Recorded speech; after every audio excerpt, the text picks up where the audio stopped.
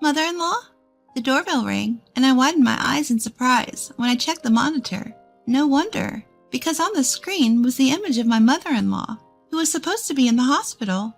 When I called my husband, he blatantly lied, saying, "I'm visiting my mom at the hospital." At that point, I realized I'd been lied to by my husband. Unbelievable. Using his own family to deceive people. I'll make him regret making a fool out of me. I teamed up with my mother-in-law and decided to move out. And so, my story to get revenge with my mother-in-law began. My name is Jessica, 29 years old. After graduating from college, I started working for a company and got married at 27. My husband's name is Bob. I met him, who is the same age as me, through my friend Olivia. I happened to encounter Bob when I was having lunch with Olivia. Since Olivia worked at the same company as Bob, she introduced him to me. From there, we exchanged our number, went out to dine together a couple of times, and started dating. After a year of dating, we happily tied the knot. Even after 2 years of marriage, we're still happily married. We're more like friends than lovers, so we say whatever we think, for better or worse, without holding back. As we were having dinner, he teased me a bit by saying, "Jessica, today's stew. Isn't it a bit bland?" You think so? I also thought it was a bit bland too when I tasted it. "Jess, you've been a housewife for 2 years now, but you're still bad at cooking, aren't you?" Stop it. If you're gonna say things like that, then why don't you cook, Bob? Sorry. Thanks for cooking always, even though you have your job too. I appreciate it, okay? I guess I'll forgive you, but next time, take me to that fancy restaurant for dinner, okay? All right. You're always so upbeat about these things. It's a bit troublesome, you know. Even though we bicker like this, we never forget to show gratitude towards each other. That's how we roll. We do at times get into arguments, but I still loved Bob. Then one day, I received a text from Bob, who'd been working overtime for consecutive days, saying, "I think I can come home early today." We hadn't been able to have dinner together for a while. Today seemed like a day we could spend time together. Just as I was about to finish cooking, my phone rang. Hello?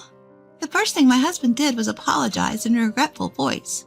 "I'm sorry, Jess. I won't be able to come home after all today." What? But today, for the first time in a while, you said you would come home early. Well, I thought so too, but I'm far from getting my work done. I see.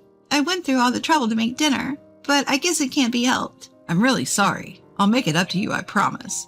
Bob apologized over and over again. I can't blame him when he's this sorry. It can't be helped if it's because of work. I took the opportunity to ask him something that had been bothering me for a while. Hey, Bob, I feel like you've been working overtime a lot recently. Huh, is that so? I feel like it's always been this way since a long time ago. But you used to do it once a week, right? But lately it's practically every day. I can't help it, can I? It's not like I want this myself. My usually calm husband raised his voice in a rare display of anger. He seemed desperate. Something was definitely suspicious. For some reason, that was my intuition. As he hurried to hang up the phone, I held him back and asked him again. Bob, I hate to ask this, but you're really at work, right? What's with that question? Of course I am. Don't tell me you think I'm cheating. Why would you think that? I didn't say anything about cheating. Well, that's because you sound like you're doubting me, Jessica. My fault. All I did was ask if it's really work. Anyway, can we drop it now? I still have work to do, so don't bother me. With that, he abruptly hung up the phone. I couldn't help but sense his reluctance to be probed any further. What's with his attitude? Would someone normally get so angry just by being asked if it's work? Doesn't he have something he wants to hide? Thinking I couldn't get any further over the phone, I decided to wait for him to come home. When he got home a few hours later, he was in a very bad mood. He completely ignored my attempts to talk to him. Not only that, he went straight to bed without even touching the dinner I had prepared. From that day on, our relationship worsened. The fun conversations of the past were gone, and we only communicated on a bare minimum basis. At first, I was sad, but gradually, I began to notice something. My husband is hiding something. If he truly had nothing to hide, there's no need for him to be so flustered. His blatantly cold attitude in the past few days started after I began suspecting him of overtime. If this situation continues, we'll have to have a proper discussion. Just when I was beginning to think about this, a shocking situation arose. One day, when I was thinking about when to have a discussion, he got home from work and casually mentioned, "Oh, by the way, my mom's been hospitalized." "What? Your mom? Why all of a sudden?" "Well, because she's sick." "But your mom, she was so energetic." As I hurried to call my mother-in-law, "Wait." He stopped me. "What?" "I was just about to call your mom." I was briefly taken aback by his loud voice, but I stopped and asked him, "Mom's really weak now. She's probably not up for phone calls, and it seems she's mentally struggling too, so let's hold off." "That bad? Then at least let me visit her." "No, I'll go visit her alone this weekend." "Alone? Why?" "Because Mom asked me to." "Your mom asked?" According to my husband, apparently my mother-in-law is in such a bad state that it's uncertain whether she'll even be up for visits. She doesn't want to show me her weakened state, so she's requested that only my husband visit her. To be honest, I owe a lot to my in-laws, especially my mother-in-law, who's been treating me like her own daughter ever since our marriage was settled. On top of that, she loves to travel and always brings back souvenirs. The house that we're living in now was given to us by her. Apparently, it was originally inherited from her parents and had been vacant for some time. She gave it to us at the time of our marriage. "I have this house that I live in with your father, and it would be a waste if no one lived here," she said, and gave us the house while still retaining the title. She is even still paying the property taxes. I'm worried about my mother-in-law's health, and ideally, I'd like to visit her right away. However, if she prefers only family visits, I should respect her wishes. So, although a bit frustrated, I listened and decided to refrain from visiting her. On Friday night, as scheduled, my husband went to visit my mother-in-law. Her place is only about an hour drive away, but he's planning on staying there until Sunday. Bob was in a good mood that day and seemed a bit giddy. "Sorry about going alone," he said at the front door as he was leaving. "No, it can't be helped. It's what mother-in-law wants." "My mother's condition could take a turn for the worse at any time, so I'll be on standby at my parents' house until then. I think I'll be back on Sunday night." "I see. Her condition is that severe." "Well, just don't call or text her, okay? I don't want her to get upset again." "I understand. I'll go visit her next time, when her body calms down." "Okay, I got it. I'm leaving now." "Yes, take care. It's not that far away, and we could go directly to the hospital from here. I wonder why he needs to stay at his parents' house. But, thanks to that, I can take action." At this time, I sensed that my husband was hiding something, and I planned to investigate while he was away. I might find something if I look at his phone, but he always has his phone on him. So I decided to check his computer that we have at home. After confirming that he had left, I headed to the bedroom where his computer was. I had a good idea of his password, and I was able to get in easily. All right, I need to find something that can serve as a clue. As I was about to open a folder from the desktop, the doorbell rang and I stopped. Who is it? At a time like this, I'm in the middle of an important mission. Still, with my husband away, I have no choice but to respond. I widened my eyes in surprise when I saw the monitor, because the person supposed to be in the hospital, my mother-in-law, was standing there. Mother-in-law? Despite being puzzled by the sight of my energetic mother-in-law on the screen, I opened the front door. Then, mother-in-law said cheerfully, "Long time no see. Mother-in-law, why are you here?" "I came for a surprise today." "A surprise? What are you talking about? Today is your birthday, isn't it, Jessica?" "Ah, now that you mention it. I actually talked it over with Bob first, you know. He told me it'd be a nuisance if I just showed up out of the blue. But I really wanted to celebrate, so I came without telling him." My mother-in-law's words made me realize that today was my birthday. Lately, I've been so preoccupied with my husband that I haven't had any time to think about my own birthday. Amidst all this, my mother-in-law came all the way to celebrate with me. I was simply overjoyed by her consideration. But before that, there was a pressing question that needed to be addressed. Why was my mother-in-law, who who was supposed to be in the hospital, here. No matter how I looked at it, she didn't seem seriously ill and appeared to be her usual lively self. I hesitantly asked her, Mother-in-law, are you feeling okay? Feeling okay? As you know, Jessica, being in good health is my forte. But you were supposed to be admitted into the hospital. Upon hearing that, my mother-in-law looked surprised and exclaimed, Admittance to the hospital? Bob told me Mom's going to be hospitalized. I'm going to be hospitalized? What on earth is he talking about? And today, he left the house saying he was going to visit you in the hospital. A visit? But I'm not hospitalized.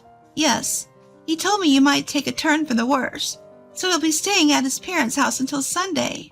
Jessica, could you wait a minute? My mother-in-law took out her cell phone and started calling her husband. After a few minutes, she hesitantly began to speak again. I just asked your father, and it seems Bob isn't coming after all, and no one in the family is hospitalized. So Bob was lying after all. After all? What do you mean? Oh, no, it's just... Jessica, you have to tell me. Under the intense gaze of my mother-in-law, I couldn't bear to hold it in any longer, and confessed everything to her. As we investigated his computer together, we found a photo of him and his mistress inside one of the folders. Perhaps fearing that he would be caught if they used iMessage, there were many records of texts with his mistress saved in his email folder. When his infidelity came to light, I was left speechless by the shock.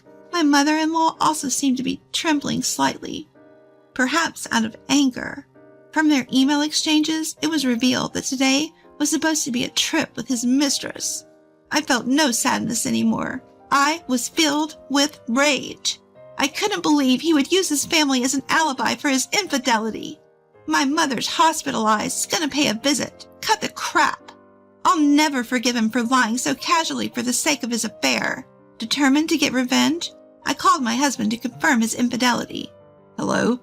Hearing his calm response, I suppressed my anger and asked, Bob, where are you right now? Huh? I'm visiting Mom at the hospital. Didn't I tell you this morning? So, you're with mother-in-law right now? Like I said, yes. Sorry, but I'm in the hospital, so I have to hang up now.